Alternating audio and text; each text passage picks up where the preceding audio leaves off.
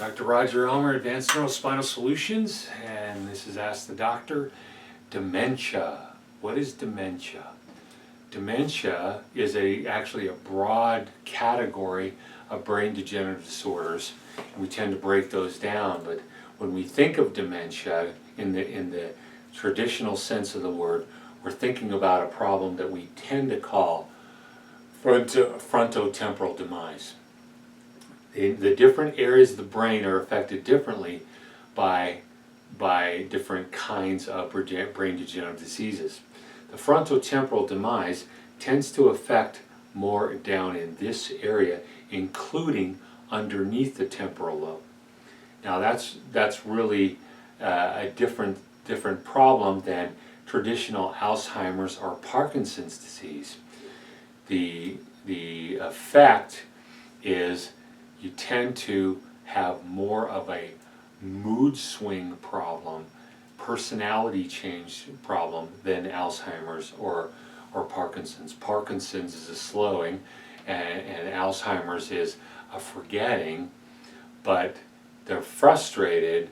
They're frustrated because they know they can't remember, is the case. But in frontotemporal demise, we're hitting areas that relate heavily to emotions, including the hippocampus and the amygdala.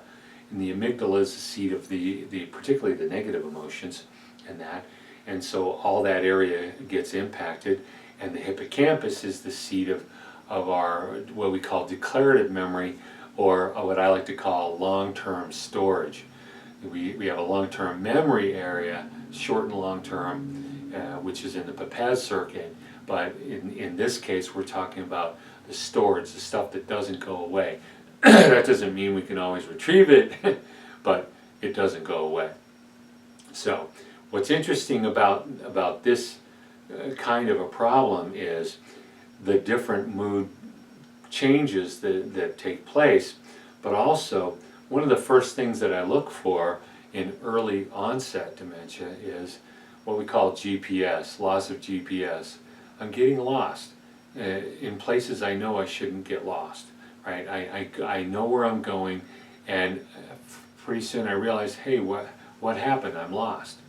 And that GPS sits at the front of the hippocampus, and we tend to lose that. Now, our GPSs on our phones are actually facilitating some of that problem. We're losing our internal GPS because we're sourcing it out contracting it out to our smartphones, or dumb phones, I'm not sure what we should call them, but they're making us dumb.